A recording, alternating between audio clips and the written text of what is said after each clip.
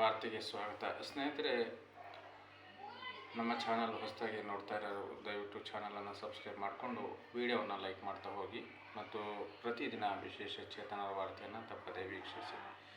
ತಮಗೆ ಈ ವರ್ಷದ ಅನೇಕ ಸುದ್ದಿಗಳು ನಮ್ಮ ಚಾನಲ್ನಲ್ಲಿ ಪ್ರಸಾರ ಆಗಿರ್ತಕ್ಕಂಥ ಸುದ್ದಿಗಳು ಇಷ್ಟ ಆಗಿದ್ದಾವೆ. ಅದಕ್ಕೆ ಸಾಕಷ್ಟು ಜನ ಮೆಚ್ಚುಗೆಯನ್ನು ಕೂಡ ವ್ಯಕ್ತಪಡಿಸಿದ್ದೀರ ಮತ್ತು ಕಾಮೆಂಟನ್ನು ಮಾಡಿ ಕೆಲವು ಲೋಪದೋಷಗಳು ಸುದ್ದಿ ಮಾಡಬೇಕಾದ್ರೆ ಕೆಲವು ಲೋಪದೋಷಗಳಾಗಿರ್ತಕ್ಕಂಥದ್ದನ್ನು ತಿದ್ದುಕೊಳ್ಳೋಕ್ಕೆ ತಾವು ಕಾಮೆಂಟನ್ನು ಸಹ ಮಾಡಿದರೆ ಅದಕ್ಕೆ ತಮಗೆಲ್ಲರಿಗೂ ತುಂಬ ಹೃದಯದ ಅಭಿನಂದನೆಗಳು. ಇದೇ ರೀತಿ ತಾವು ವಾಚ್ ಮಾಡಿ.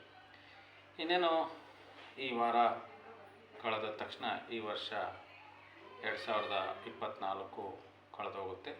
ಹೊಸ ವರ್ಷ 2025 ಆರಂಭ ಆಗ್ತಾಯಿದೆ. ಈ ಒಂದು 2025ನೇ ವರ್ಷದಲ್ಲಿ ನಮ್ಮ ವಿಶೇಷ ಚೇತನರು ಬಯಸುವಂಥ ಅವರಿಗೆ ಬೇಕಾಗಿರ್ತಕ್ಕಂತಹ ಮೂಲಭೂತ ಸೌಲಭ್ಯಗಳ ಬಗ್ಗೆ ಇವತ್ತು ಕೂಲಂಕುಷವಾಗಿ ಒಂದು 4-5 ಮಾತನ್ನು ನಿಮ್ಮ ಮುಂದೆ ಇಡೋಕ್ಕೆ ಇಷ್ಟಪಡ್ತೀನಿ.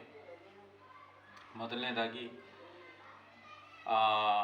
ಮಾತುಗಳು ಸಮಸ್ತ ರಾಜ್ಯದ ವಿಶೇಷ ಚೇತನ ಬಂಧುಗಳ ಪರವಾಗಿ ನಾನಿಲ್ಲಿ ಮಾತಾಡ್ತಾ ಇದ್ದೀನಿ. ಅವರಿಗೆ ಏನೆಲ್ಲ ಸೌಲಭ್ಯಗಳು ಬೇಕು, ಯಾವ ರೀತಿಯ ಸಹಾಯವನ್ನು ಅವರು ಸರ್ಕಾರದಿಂದ ಸ್ಥಳೀಯ ಸಂಸ್ಥೆಗಳಿಂದ ಬಯಸ್ತಾರೆ ಅಂತಕ್ಕಂಥ ಒಂದು ಸಂಪೂರ್ಣ ತಿರುಳನ್ನು ನಮ್ಮ ಚಾನಲ್ ಮೂಲಕ ಅವರು ಏನು ವ್ಯಕ್ತಪಡಿಸಿದ್ದಾರೆ ಆ ತಿರುಳನ್ನು, ಆ ಸಾರಾಂಶವನ್ನು ನಿಮ್ಮ ಮುಂದೆ ಇಡೋಕ್ಕೆ ಪ್ರಯತ್ನ ಮಾಡ್ತೀನಿ. ಸ್ನೇಹಿತರೆ, ಇದಕ್ಕೆ ಸಂಬಂಧಪಟ್ಟಂತೆ ತಾವು ಲೋಪದೋಷಗಳು ತಪ್ಪು ಆಗಿದ್ದರೆ ದಯವಿಟ್ಟು ಮತ್ತೆ ನೀವು ಕಾಮೆಂಟ್ ಬಾಕ್ಸಲ್ಲಿ ಇವತ್ತಿನ ಅನಿಸಿಕೆಗಳ ಬಗ್ಗೆ ಕಾಮೆಂಟ್ ಬಾಕ್ಸಲ್ಲಿ ನೀವು ಹಾಕಿ ಹಿಂದಿನ ರೀತಿಯಲ್ಲೇ ತಾವು ನನಗೆ ಸಹಕಾರ ಕೊಡಬೇಕು ಅಂತ ಹೇಳ್ಬಿಟ್ಟು ಕೋರ್ತಾ ಇದ್ದೀನಿ. ಮೊದಲನೇದಾಗಿ ಈಗಾಗಲೇ ತಾವು ನೋಡಿದ ಹಾಗೆ ರಾಜ್ಯದ ತುಂಬ ನಮ್ಮ ವಿಶೇಷ ಚೇತನರ ಪರವಾಗಿ ಅನೇಕ ಸಮಾವೇಶಗಳು, ಸಭೆ ಸಮಾರಂಭಗಳು, ಅರಿವು ಮೂಡಿಸೋ ಕಾರ್ಯಕ್ರಮಗಳು, ಕಾನೂನು ಸೇವಾ ಶಿಬಿರಗಳು ಮತ್ತು ಅಷ್ಟೇ ಅಲ್ಲದೆ ಕ್ರೀಡಾ ಸ್ಪರ್ಧೆಗಳು, ಹೀಗೆ ಹಲವಾರು ಕಾರ್ಯಕ್ರಮಗಳನ್ನು ಮಾಡಿ ಸರ್ಕಾರದ, ಸಾರ್ವಜನಿಕರ ಮತ್ತು ಸಂಘ ಸಂಸ್ಥೆಗಳ ಒಂದು ಕಣ್ಣು ತೆರೆಸುವಂತಹ ಕೆಲಸವನ್ನು ನಮ್ಮ ವಿಶೇಷ ಚೇತನರ ಸಂಘ ಸಂಸ್ಥೆಗಳು ಮತ್ತು ನಮ್ಮ ಕಾರ್ಯಕರ್ತರು ಮಾಡ್ತಾ ಇದ್ದಾರೆ. ಹಾಗಾದರೆ ಈ ವರ್ಷ ನಮ್ಮ ವಿಶೇಷ ಚೇತನ ಕಾರ್ಯಕರ್ತರು ಯಾವ ಒಂದು ಅಭಿಲಾಷೆಗಳನ್ನು ಇಟ್ಕೊಂಡು, ಯಾವ ಒಂದು ಆಸೆ ಆಕಾಂಕ್ಷೆಗಳನ್ನು ಇಟ್ಕೊಂಡು ಮುಂಬರುವ ವರ್ಷವನ್ನು ಎದುರು ನೋಡ್ತಾ ಇದ್ದಾರೆ ಅಂತ ಮೊದಲನೇದಾಗಿ ನಾವು ನೋಡೋದಾದರೆ, ತಮಗೆಲ್ಲ ಗೊತ್ತಿರೋ ಹಾಗೆ ಗ್ರಾಮೀಣಾಭಿವೃದ್ಧಿ ಮತ್ತು ಪಂಚಾಯತ್ ರಾಜ್ ಇಲಾಖೆಯಲ್ಲಿ ಈಗಾಗಲೇ ಸರ್ಕಾರ ಒಂದು ಆದೇಶವನ್ನು ಹೊರಡಿಸಿದೆ. ಆ ಆದೇಶದಂತೆ ಗ್ರಾಮ ಮಟ್ಟದಲ್ಲಿ ಯಾವುದು ಹಳ್ಳಿಯಿಂದ ದಿಲ್ಲಿವರೆಗೆ ಅಂತಕ್ಕಂಥ ಮಾತು ಇವತ್ತಿದೆ, ಆ ಒಂದು ಗ್ರಾಮ ಮಟ್ಟದಲ್ಲೇ ಇವತ್ತು ನಮ್ಮ ವಿಶೇಷ ಚೇತನರಿಗೆ ಸೌಲಭ್ಯದಿಂದ ವಂಚಿತರಾಗ್ತಾ ಇರ್ತಕ್ಕಂಥದ್ದು ತಾವೀಗಾಗಲೇ ಕಾಣ್ತಾ ಇದ್ದಾರೆ. ಅದಕ್ಕೆ ಸೂಕ್ತವಾದ ನಿದರ್ಶನ, ಉದಾಹರಣೆ ಗ್ರಾಮೀಣಾಭಿವೃದ್ಧಿ ಇಲಾಖೆಯ ಒಂದು ಆದೇಶ. ಅದರಲ್ಲಿ ಏನು ಹೇಳ್ತಾರೆ ಅವರು, ವೈಯಕ್ತಿಕವಾಗಿ ಯಾವುದೇ ಸೌಲಭ್ಯವನ್ನು ವಿಶೇಷ ಚೇತನರಿಗೆ ನೀಡುವಂತಿಲ್ಲ, ಸಮೂಹ ಅಥವಾ ಗುಂಪು ಆಧಾರಿತ ಯೋಜನೆಗಳನ್ನು ಮಾಡಬಹುದು. ಅಂದರೆ 1ರಿಂದ 10-15 ಜನ ವಿಶೇಷ ಚೇತನರಿರ್ತಕ್ಕಂತಹ ಕೇರಿ ಆಗಿರ್ಬೋದು, ಊರಾಗಿರ್ಬೋದು, ಗ್ರಾಮ ಆಗಿರ್ಬೋದು, ಅಲ್ಲಿ ನೀವು ವಿಶೇಷವಾಗಿ ಗ್ರಾಮ ಮಟ್ಟದಲ್ಲಿ ಕಾರ್ಯಕ್ರಮಗಳನ್ನು ಅನುಷ್ಠಾನ ಮಾಡುವ ಮೂಲಕ ಅಥವಾ ಕಾಮಗಾರಿಗಳನ್ನು ಮಾಡಿಕೊಡುವ ಮೂಲಕ, ಸಮುದಾಯ ಭವನಗಳನ್ನು ಮಾಡಿಕೊಡುವ ಮೂಲಕ, ಅಥವಾ ಒಂದೇ ಓಣಿಯಲ್ಲಿ ಹೆಚ್ಚು ವಿಶೇಷ ಚೇತನರು ವಾಸಿಸ್ತಾ ಇದ್ದರೆ ಅಲ್ಲಿ ನೀವು CC ರಸ್ತೆ, ಚರಂಡಿ, ಸುಲಭ ಶೌಚಾಲಯ, ಅಡೆತಡೆ ರಹಿತ ವಾತಾವರಣ ನಿರ್ಮಾಣ ಮಾಡುವಂಥ ಎಲ್ಲ ಪರಿಕಲ್ಪನೆಗಳನ್ನು ಈ ಒಂದು ಗ್ರಾಮೀಣಾಭಿವೃದ್ಧಿ ಪಂಚಾಯತ್ ರಾಜ್ ಇಲಾಖೆಯ ನಿಯಮದ ಪ್ರಕಾರ, ಅಂದರೆ ಗ್ರಾಮ ಪಂಚಾಯತಿ, ತಾಲೂಕು ಪಂಚಾಯತಿಲಿರ್ತಕ್ಕಂಥ ವಿಶೇಷ ಚೇತನರ ಅನುದಾನವನ್ನು ಬಳಸ್ಕೊಂಡು ಮಾಡ್ಬೋದು ಅಂತಕ್ಕಂಥ ಸಂಪೂರ್ಣವಾಗಿರ್ತಕ್ಕಂಥ ಸಾರಾಂಶ ಆ ಒಂದು ಸುತ್ತೋಲೆಯಿಂದ ಬರ್ತದೆ.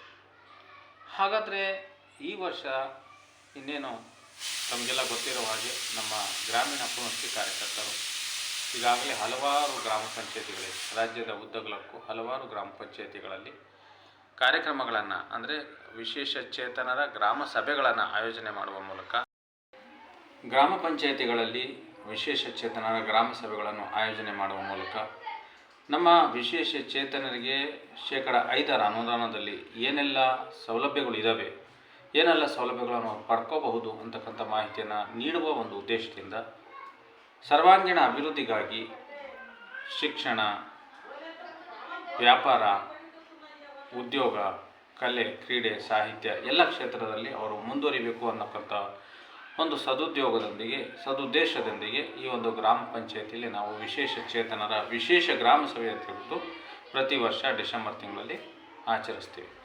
ಅಲ್ಲಿ ಬರ್ತಕ್ಕಂಥ ಫೀಡ್ಬ್ಯಾಕನ್ನು, ಅಲ್ಲಿ ಜನರಿಂದ ಬರ್ತಕ್ಕಂತಹ ಒಂದು ಬೇಡಿಕೆಗಳನ್ನು ಮಂಡಿಸಿ ಅದನ್ನು ಪಂಚಾಯಿತಿ ಹಂತದಲ್ಲಿ ಕ್ರೋಢೀಕರಿಸಿ ಜಿಲ್ಲಾ ಮಟ್ಟಕ್ಕೆ ಮತ್ತು ಜಿಲ್ಲಾ ಮಟ್ಟದಿಂದ ರಾಜ್ಯ ಮಟ್ಟಕ್ಕೆ ಕಳಿಸ್ಕೊಡ್ತೀವಿ. ಅಲ್ಲಿ ಹೊಸ ಯೋಜನೆಗಳನ್ನು ರೂಪರೇಷೆ ತಯಾರು ಮಾಡೋಕ್ಕೆ ಅನುಕೂಲ ಆಗ್ತದೆ. ಈ ಒಂದು ಸಂದರ್ಭದಲ್ಲಿ 2025ನೇ ಸಾಲು ಈಗೇನು ಬರ್ತಾಯಿದೆ, ಈ ಹೊಸ ವರ್ಷದಲ್ಲಿ ಘನ ಸರ್ಕಾರ ಈ ನಮ್ಮ ಗ್ರಾಮೀಣಾಭಿವೃದ್ಧಿ ಮತ್ತು ಪಂಚಾಯತ್ ರಾಜ್ ಇಲಾಖೆಯಲ್ಲಿ ಏನು ಆದೇಶ ಮಾಡಿದೆ, ಇಂಡಿವಿಜುವಲ್ ಯಾವುದೇ ಬೆನಿಫಿಟ್ಸ್ ಕೊಡೋಂಗಿಲ್ಲ ಅಂತ ಹೇಳ್ಬಿಟ್ಟು ಈ ಒಂದು ಪಾಯಿಂಟಿಂದ ಸುಮಾರು ಅರ್ಧಕ್ಕೆ ಅರ್ಧ ಅನುದಾನ, ನಮ್ಮ ವಿಶೇಷ ಚೇತನ ಅನುದಾನ ಉಳಿತಾ ಇದೆ, ಹಾಗೆ ವಾಪಸ್ ಹೋಗ್ತಾ ಇದೆ ಸರ್ಕಾರಕ್ಕೆ.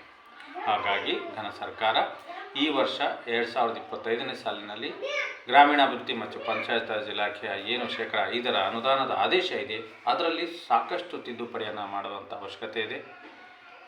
21 ಬಗೆಯ ವಿಶೇಷ ಚೇತನರು ಏನು ಕೇಂದ್ರ ಸರ್ಕಾರ ಗುರುತಿಸಿ ಈಗಾಗಲೇ ರಾಷ್ಟ್ರಾದ್ಯಂತ ವಿಶಿಷ್ಟ ಗುರುತಿನ ಚೀಟಿಗಳನ್ನು ನೀಡ್ತಾ ಇದೆ, ಅದರಂತೆ ಎಲ್ಲರಿಗೂ ಸಮಬಾಳು ಸಮಪಾಲು ಅನ್ನುವ ಹಾಗೆ ಎಲ್ಲ ವಿಶೇಷ ಚೇತನರಿಗೆ ಶೇಕಡ 5 ಅನುದಾನದಲ್ಲಿ ಸೌಲಭ್ಯಗಳನ್ನು ಪಡೆಯುವಂಥ ಒಂದು ಆದೇಶವನ್ನು ಸರ್ಕಾರ ಈ ವರ್ಷ ಘೋಷಣೆ ಮಾಡಬೇಕು. ಇದು ರಾಜ್ಯದ ಸಮಸ್ತ ವಿಶೇಷ ಚೇತನರ ಒಂದು ಕಾಳಜಿ. ಇದನ್ನು ನಾನು ಸರ್ಕಾರಕ್ಕೆ ಮನವಿ ಮಾಡ್ತಾ ಇದ್ದೀನಿ ಸ್ನೇಹಿತರೆ.